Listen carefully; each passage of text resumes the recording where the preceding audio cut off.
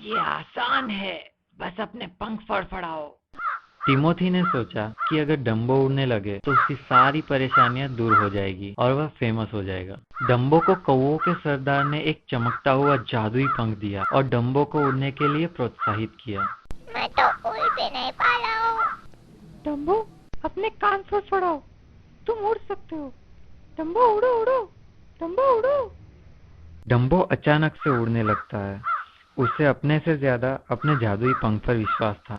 कौओं को धन्यवाद देने के बाद दोनों सर्कस की तरफ उड़ चलते हैं। उड़ते हुए दोनों सर्कस में आते हैं। उस समय रिंग मास्टर डम्बो का ही वेट कर रहा था, क्योंकि डम्बो का शो का टाइम हो गया था। अब हंसने की बारी डम्बो की थी।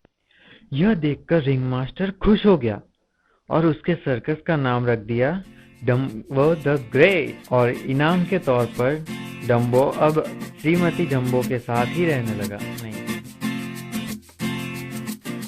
माँ, मेरी माँ, प्यारी माँ, मम्मा, ओ माँ, मेरी माँ, प्यारी माँ, मम्मा।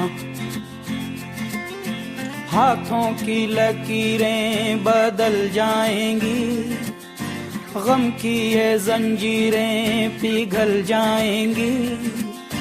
हो खुदा पे भी असर